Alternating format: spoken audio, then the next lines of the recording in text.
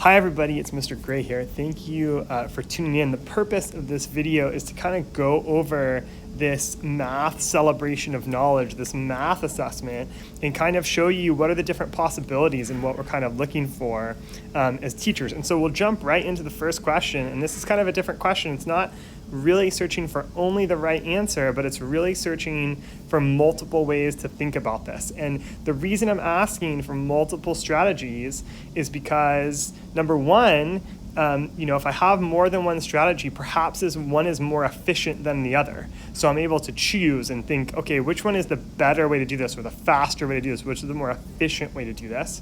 And another reason is to have kind of flexibility in my thinking. As I move on in math, 4th, 5th, 6th, 7th grade, there are multiple ways to look at things. And I want to, as a mathematician, be able to not only have my way of understanding, but also be able to understand someone else's way of thinking. So one way to do that is to kind of tackle problems in more than one way. And so I'm going to show you actually 4 different strategies really fast that you might see from the students. And yes, there's one that maybe I feel more comfortable with as a parent or a student, but at the moment we're looking at, can I do multiple strategies with precision, meaning can I get the answer right? So in 2020, Mr. Gray ate 243 scoops of ice cream. In 2021, I've eaten 189. How many scoops have I eaten in all?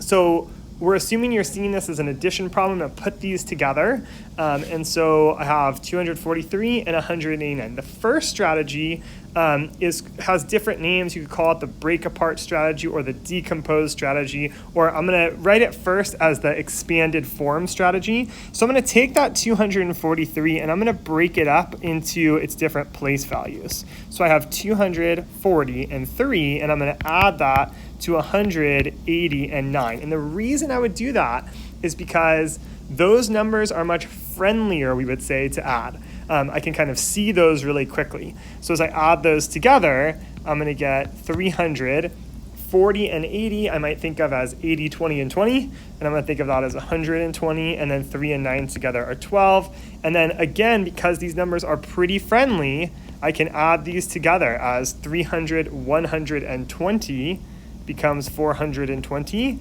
And then plus 10 plus 2 is 432. So that's one way I could have added it.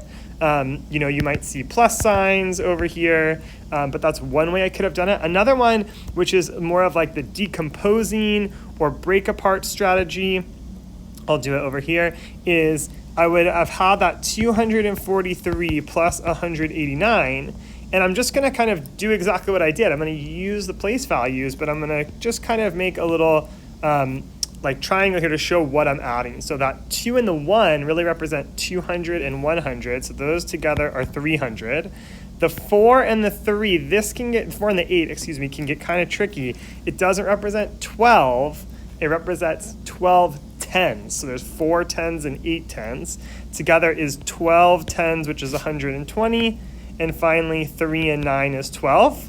And again, I'm going to add those together to get 420. And then 432. And so that break apart or expanded form strategy is really good and pretty efficient. You can do that in a very efficient manner that's very quick. And depending on the numbers you're working with, that could actually be the most efficient strategy, but that's a great way to think about it.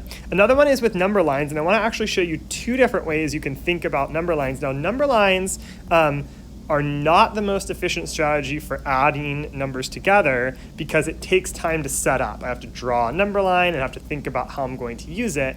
But being able to use a number line and see number lines will come up a lot.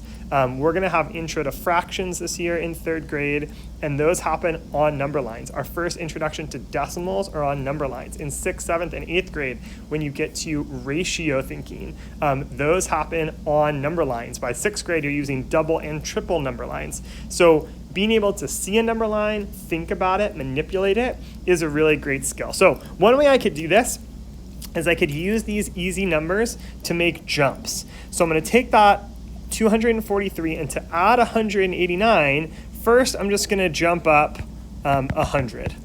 Okay, so now I'm at 343. I still have 89 more to jump. So now I'm going to think about how I'm going to jump the rest. I'm trying to think of easy ways to do it. And so maybe I'm not quite sure how I'm going to do that 80. I can't quite jump the 80 in my head, but maybe I can jump 50 to 393. And I still have 39 left to jump. So I'm going to just jump 10, because that's an easy way to get to 403. Then I'll jump 20 to get to 423. And finally, the last 9 gets me to 432. Now, that's how I saw it, but you could have done it in different ways. You could have made bigger jumps. You know, we're trying to make efficient jumps. I don't want to count all the way up by ones by 100 to 189. The other way to do it, which is a way I really like, which you could make this quite efficient, is you might see that 189 is really close to 200. And so I could start at 243, and I could jump 200. So now I'm at 443, and I know that 189 is just 11 less than 200. So I could just jump back 10, which is 433, and then jump back one more, 432. So those are multiple ways. I really like, those are 2 strategies technically, but really I showed you 4 different ways you could think about it. And it's all about kind of finding what the students feel comfortable with and how they see the problem. And then of course we're trying to be efficient and precise. I need to get 432. So the last 2 strategies are very closely related. It doesn't seem like it at first. Another strategy I want to use is like a place value regrouping strategy. Now this one might look familiar from 1st and 2nd grade, but it's a great strategy because it really tells you like what is happening, and we're like kind of physically moving numbers to add them together. Now, it is not the most efficient strategy, and I'll talk about that in a second, but it will still work. So let me first go through this. I'm just going to make my 289. It has 2 hundreds. It has 8 tens. And it has 243, excuse me. I forgot the numbers already. 240, and then 1, 2, 3. Then I'm adding 189. So I'm adding 100. I'm going to add 8 more tens. Oops. And I'm going to add 9 more ones.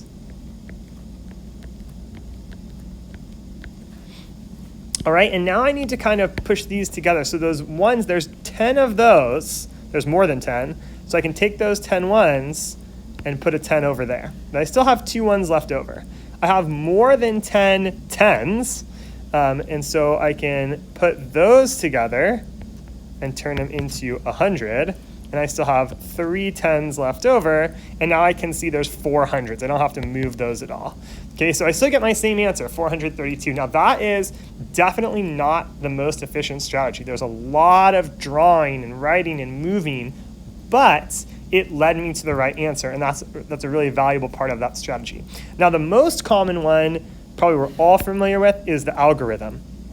So I'm going to write down the addition problem in the way we've always seen it for a long time. Now this algorithm is really this in disguise. It is exactly the same, but a more efficient way of doing it. So it's almost like, you know, once you're at the point where you're very comfortable with this place value regrouping strategy, you need to move on to the addition strategy just for the sake of efficiency. And so what it's asking is, as I'm looking at this 3 and 9, I'm saying how many ones are there? Well, there's 3 plus 9, which gives me 12 ones, which is the same as 1 10 and 2 ones left over. Now I'm adding the tens together. I have 8 tens and 4 tens is 12, plus 1 more 10 is 13. That means I have 10 tens and 3 more tens. And then finally, how many hundreds do I have? 1 and 2 is 3, plus 1 more is 4. So that is what's happening in the algorithm. We often take that for granted, but really these 2 are closely linked. So again, I showed you several strategies and different ways of thinking about it. Step 1 is to say, I can do more than one strategy. And then the second step would be, I have more than one way to think about this, but I want to think about what's the most efficient way to solve this problem and then choose what strategy to do. And so this next part is going to be the student is going to tell me, which strategy is the best? Like, why did you choose the strategy you did? And there's a lot of ways to think about that. And so really, it's the explanation part that is the most important. So a student might have said something like, I like using the break apart strategy, which is this one right there, because it makes it easier for me to add friendly numbers. It was also this one right here. I'm adding like those easier numbers, 100, instead of like 43 plus 89. That might be an easier way to do it. Or they might say, I like the algorithm strategy because it's easy and I can do it quickly. If you're someone who's really comfortable with that strategy, that's a great reason to use that strategy. I got the right answer and I did it quickly. I might like the number line strategy for a particular reason, or I might like the place value grouping strategy for a particular reason. Again, this is all part of it. I'm not only am I able to add these numbers with precision, but I have a reason for choosing the strategy that I want to because I am flexible in my thinking and can see it in multiple ways. Okay, that was a very long treatise on addition strategies, but let me move on. We're also working on some rounding during this assessment. And so this one says find 840 on the number line. Again, we're working our way up to being really comfortable with number lines. Here, I might say, 800, so the next one is going to be 801. But that doesn't make sense because if I keep going, 803, 804, 804 to 850 doesn't make a lot of sense. So one of the things we're kind of like intuitively practicing is figuring out what all these in-between marks are. And you can imagine that fits very well in with like fractions and decimals, as I can kind of see what are in between numbers. So we're using rounding to kind of practice these other things. So once I can figure that out, you can also imagine number lines that don't have like as much information, or it's not an obvious interval between the tick marks. So we're kind of building our way up in that sense. So I'm going to mark 840. I figured out which is the tick marks. Okay, 840, I can just see it right here. It's closer to 800. I could have counted the tick marks also. And so because it's closer, I'm going to round to 800. And that works for every number, whichever one is closer, except for the one right in the middle, 850. And that is just kind of a rule you have to remember, that the 50 rounds up instead of down, even though it's in the exact middle spot. So I can use that same kind of thinking. A runner ran 410 miles in the year 2020. It's a lot of miles. Round the number to the nearest 100. I might be thinking about it in terms of the number line. I might be thinking about it in terms of what is closest, but that is going to be 400 miles when I round it to the nearest 100. Okay. For number 5, I'm finding the sum. I could use any strategy I want. For these ones, I'm going to choose the break apart strategy, just to choose one of them. You could use any of them. You could use the algorithm. You could use the number lines. You could use whatever you want. But I'm going to add these up as 288 plus 460 and 7. And I'm going to get 600s.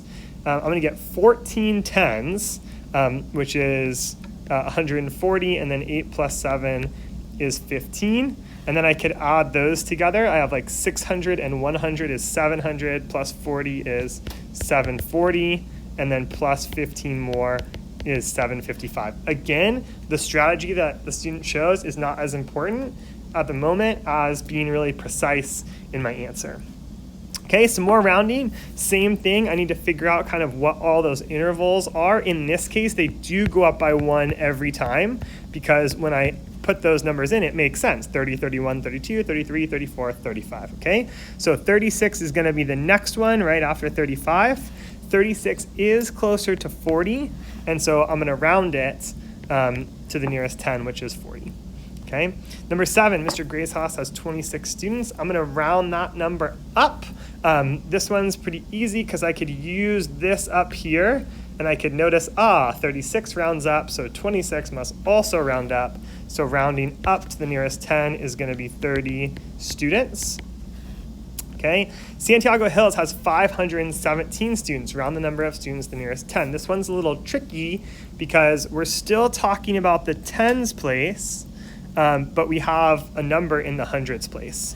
So I can kind of use that same kind of thinking. I could think about a number line where I have 510, 515, and 520, and 16, 17, 18, 19, 517 is going to be right there.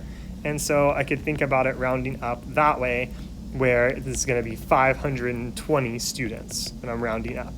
Okay. I also might just know that 7 rounds up and that I'm looking at the tens place, so it might turn into 520. Okay, finally, we have some birthdays this week. A chef uses eggs to make very large cakes.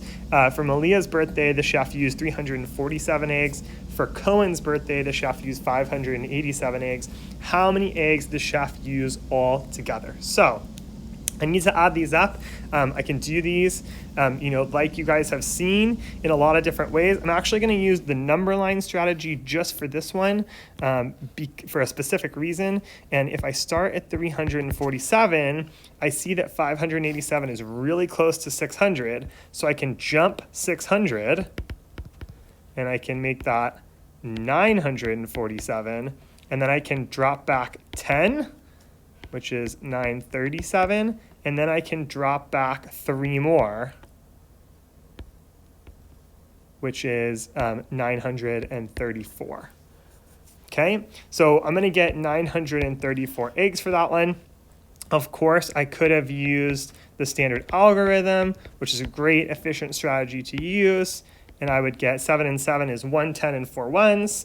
Then I would get 100 and 3 tens. And then finally, 900s for that one. Either way, I'm going to get 934 eggs. So hopefully that gives you like a little bit of a window into the kind of thinking for this quiz. Of course, if you have questions, send me an email. Thanks a lot. Bye-bye.